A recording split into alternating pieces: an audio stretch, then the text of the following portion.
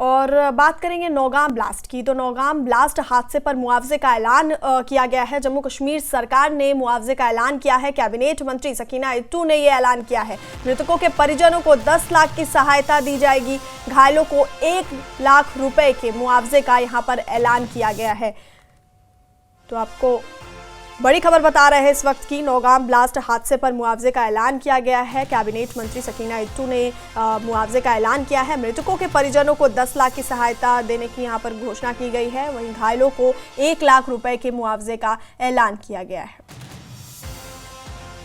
तो जम्मू कश्मीर सरकार ने मुआवजे का, नौगाम ब्लास्ट हादसे को लेकर मुआवजे का ऐलान किया है। मृतकों के परिजनों को 10 लाख की सहायता की यहां पर घोषणा की गई है, जबकि घायलों को 1 लाख रुपए के मुआवजे का ऐलान किया गया है। कैबिनेट मंत्री सकीना इट्टू ने इसका ऐलान किया।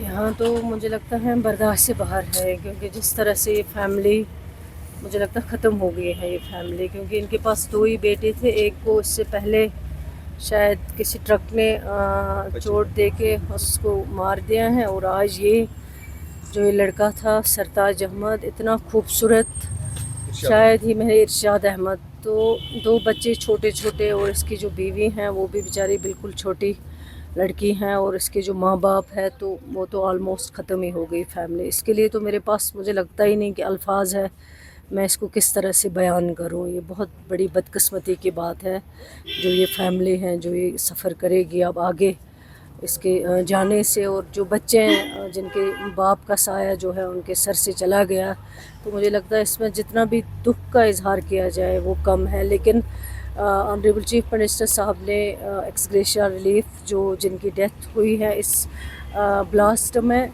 उनके लिए 10 लाख, और जो इंजर्ड हैं उनके लिए 1 लाख का ऐलान ऑनरेबल चीफ मिनिस्टर साहब ने कहा है। लेकिन चले ठीक, तो रिलीफ तो होता ही होता है, लेकिन मैं समझती हूँ जो लॉस है इनका, वो लॉस किसी तरह भी पूरा नहीं हो सकता है।